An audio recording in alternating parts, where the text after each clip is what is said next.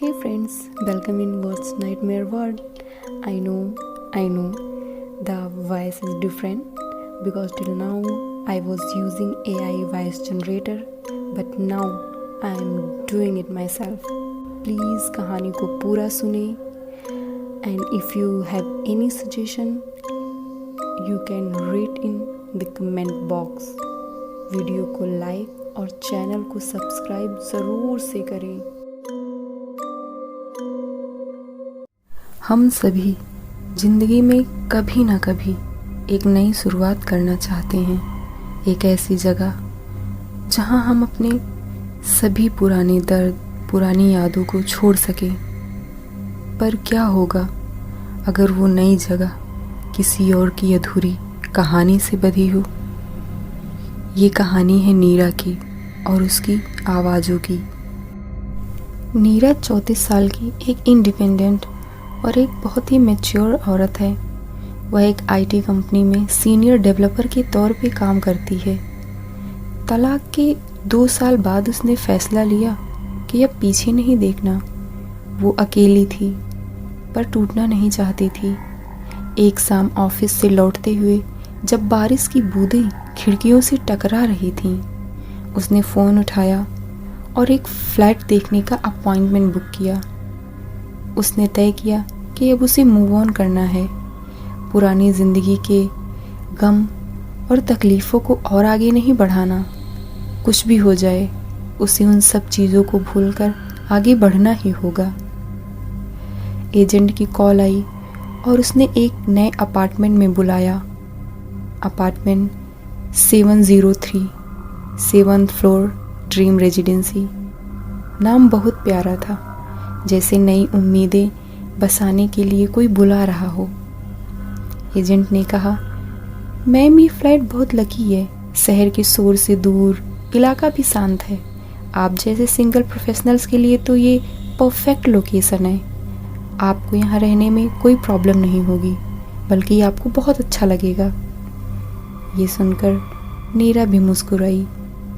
वो फ्लैट था ही अच्छा, साफ सुथरा फ्लैट, बड़ी सी बालकनी, मॉडर्न किचन, लकड़ी के फर्श भी थे और बड़ी बड़ी खिड़कियाँ, जहाँ से शाम की धूप एकदम सुनहरी लग रही थी। बस एक बात खटक रही थी, दीवार पर किसी के नाखूनों के खरोचने के निशान थे, जैसे नाखूनों से खरोच कर दीवार पर कोई कुछ उकेर रहा हो। पर नीरा ने ध्यान नहीं दिया। सोचा शायद लोग जो रह रहे थे उन्होंने शिफ्टिंग के वक्त स्क्रैच कर दिया हो। और आखिरकार शिफ्टिंग का दिन आ गया। नीरा ने किताबें सजाई, पौधे लगाए, एक छोटा सा मंदिर रखा और अपने कमरे की खिड़की से नीचे झांककर गहरी सांस ली। उसने खुद से कहा, नया घर, नई ईरा, शायद अब जिंदगी आसान हो जाएगी। उसे नहीं पता था जिंदगी तो अब शुरू होगी, पर जैसे किसी और की कहानी में। तकरीबन रात के 2:11 हुए होंगे। नीरा की आंखें खुली। कमरे में ठंडक काफ़ी ज़्यादा बढ़ गई हो। हालांकि उसने एसी नहीं ऑन किया था, फिर भी ठंडक इतनी थी मानो एसी 12 या 14 पे चल रहा हो। वो उठी, पानी पीने के लिए रसोई में गई, रसोई की लाइटें ऑन की और तभी पीछे से किसी की धीमी सी फुसफुसाहट आई, नीरा। उसका दिल जोर से धड़का। उसने पलटकर देखा, पर वहाँ कोई नहीं था, सिर्फ घना अंधेरा और दीवारों पर एक अजीब सी परछाई थी, जैसे वो पिघलकर बस हवा में गायब हो गई हो। सुबह नीरा ने खुद को समझाया, थक गई हूँ, ओवरवर्क हूँ, शायद कोई सपना होगा या इल्यूजन। थकान में ऐसी चीज़ें होती रहती हैं। पर उस रात के बाद नींद उसकी दुश्मन बन गई और हर सुबह उसका चेहरा और ज़्यादा पीला होता जा रहा था। कभी कभी नया घर नई शुरुआत नहीं लाता, बल्कि कुछ पुरानी अधूरी कहानियों की गूंज लेकर आता है।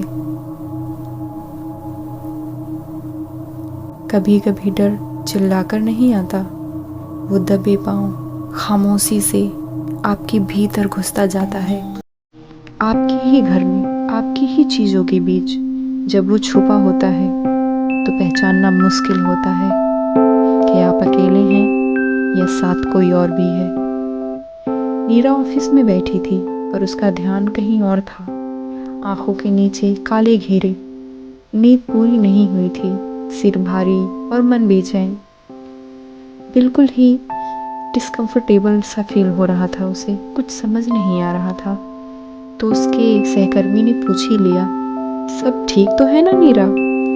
उसने मुस्कुराकर कहा, हाँ यार, बस नींद नहीं आई, नई जगह है ना तो थोड़ा सा अनकंफर्टेबल हो रहा है, कोई बात नहीं, सेटल हो जाऊंगी। पर नींद की कमी नहीं थी। उसके सपनों में अब कोई आने लगा था।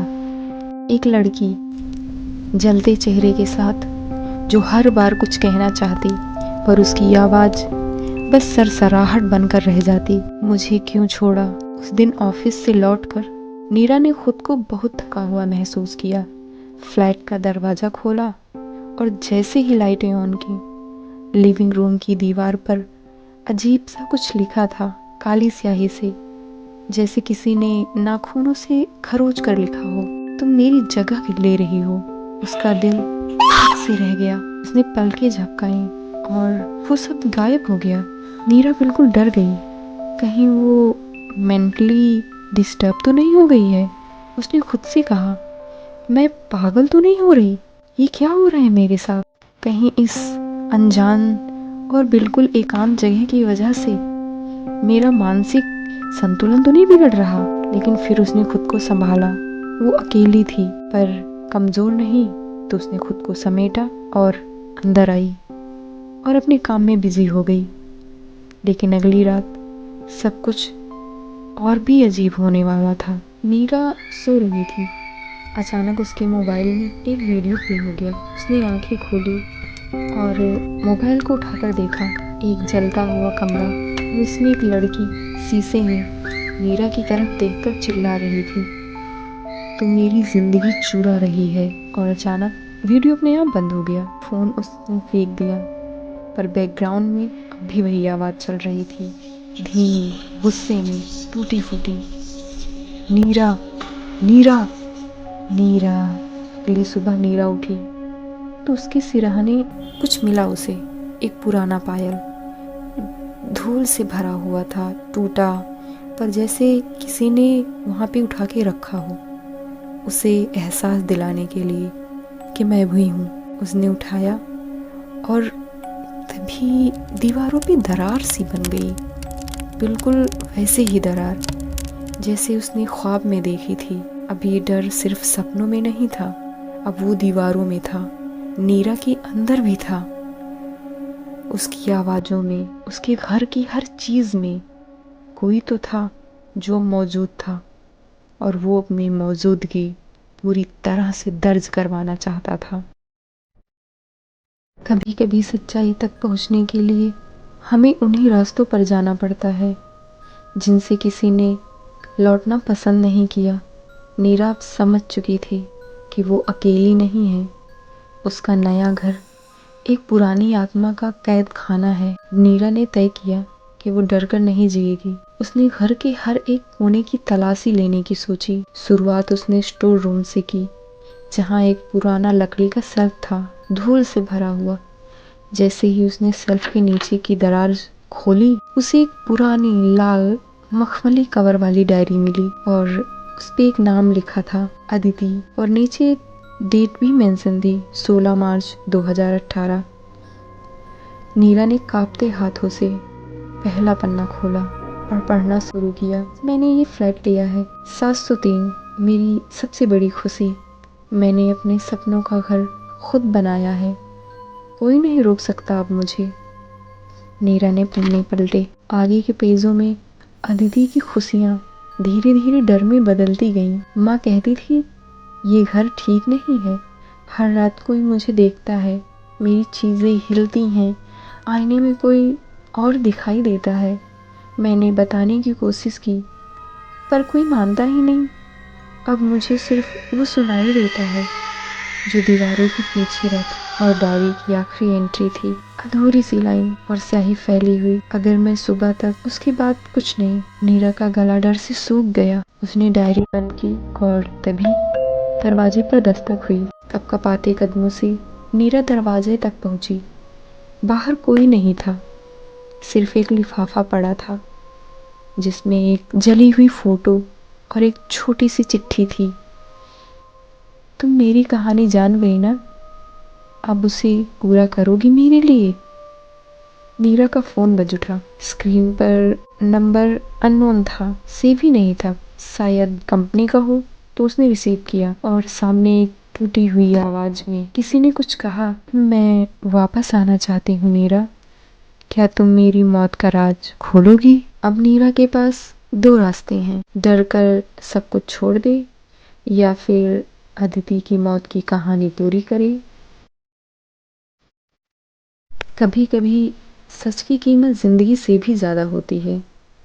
नीरा अब सिर्फ आवाजें नहीं सुन रही थी, अब वो उसकी कहानी जानने का रास्ते पर थी।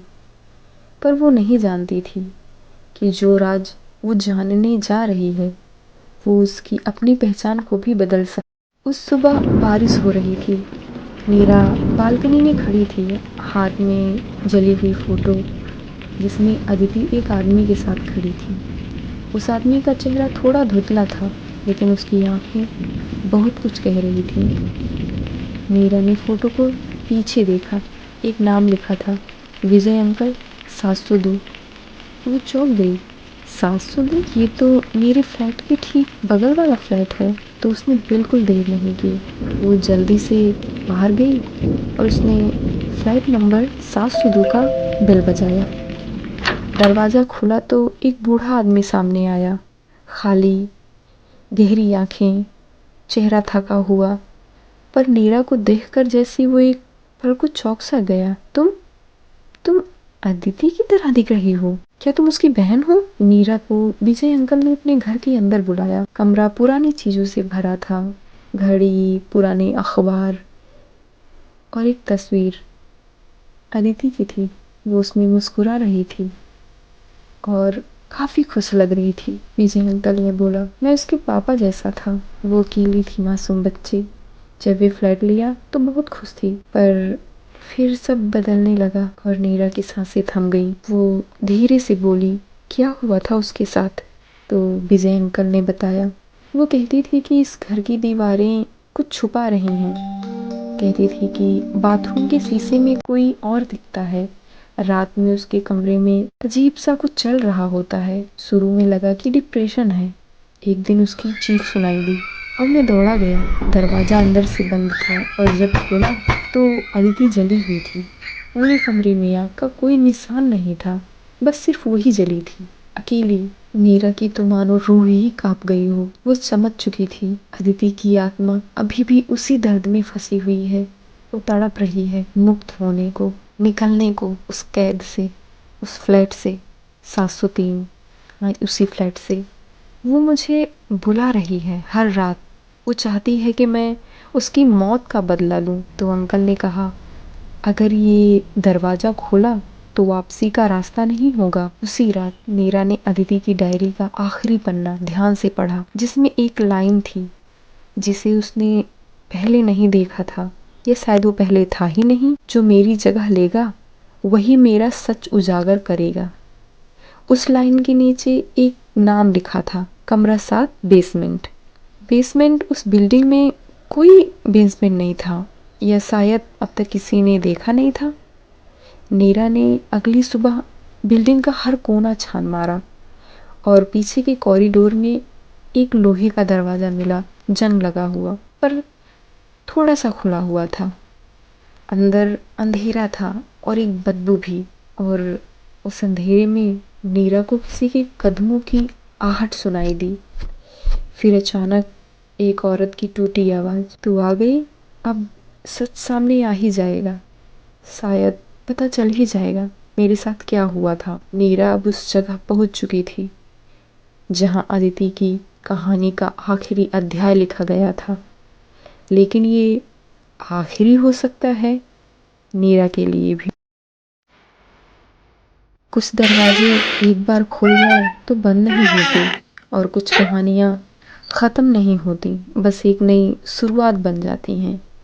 नीरा अब उस जगह पर थी जहां ना रोशनी थी ना रास्ता, सिर्फ एक सच्चाई थी जो उसे खींच रही थी। नीरा ने बेसमेंट के दरवाजे को खोला। उसके अंदर घना अंधेरा था। दीवारों पर सीलन लगी हुई थी और वो गीली थी। कोने में एक छोटा सा बल्ब झपक रहा था, बिल्कुल बुझने को तैयार। कमरा 7 की तलाश में वो धीरे धीरे आगे बढ़ने लगी और टॉर्च से चारों तरफ देखने लगी। हर कदम के साथ उसे किसी की सांसों की आहट महसूस होती, जैसे कोई उसे बहुत पास से देख रहा हो, बिल्कुल गर्दन के पास। और कमरा नंबर 7 का दरवाजा जैसे ही खुला, एक ठंडी हवा उसके चेहरे से टकराई, जैसे किसी ने बरसों से बंद एक राज की सांस ली हो। कमरे के अंदर एक जलता हुआ दिया था और सामने एक जलती हुई परछाई। नीरा मैं यही मरी थी, झूठ के खिलाफ लड़ते हुए। अब तू ही मेरा सच सबको बताएगी। नीरा को तेज तेज झलकियां दिखी, अदिति को अकेले में लड़ती हुई। किसी ने उसकी डायरी चुराई थी। उसने कुछ और देखा था उस फ्लाइट में, कुछ गलत, कुछ ऐसा जिसे बिल्डर ने छिपाया था। नीरा समझ गई, अदिति की मौत एक एक्सीडेंट नहीं थी, बल्कि उसे चुप कराने की साजिश थी। अदिति की आत्मा ने कहा, मुझे जला दिया गया, मुझे पागल बनाया गया, मेरी रूह भटकती रही, पर तुम वो सब सामने लाना होगा। नीरा की आंखों में आंसू थे, पर अब उसमें डर नहीं, आग थी, बदले की आग। उसने अदिति की डायरी उठाई और वादा किया, मैं तुम्हारे सच को जिंदा करूंगी। जिसने तुम्हें मारा उसे सबके सामने लाऊंगी। और अदिति की आत्मा मुस्कुराकर धीरे धीरे हवा में गायब हो गई। कमरा 7 की हवा अब पहले जैसी नहीं थी, वो शांत थी और मुक्त। अगले दिन नीरा ने डायरी, फोटो और रिकॉर्डिंग्स को मीडिया को सौंप दिया और एक बड़ा खुलासा हुआ। फ्लैट नंबर 703 को लेकर बड़ी साजिश, जिसमें 2 लोग गिरफ्तार हुए और अदिति का नाम अब सिर्फ एक आत्मा नहीं, एक लड़ाई की पहचान बन चुका था। नीरा अब उसी घर में रहती है, लेकिन अब कोई आवाज नहीं आती, क्योंकि अब एक आत्मा को मुक्ति मिल चुकी है और एक लड़की को उसका इंसाफ। आवाजें अब शांत हो गईं। अब आप भी जान गए कि कुछ कहानियाँ कभी कभी बस कहानियाँ नहीं होती,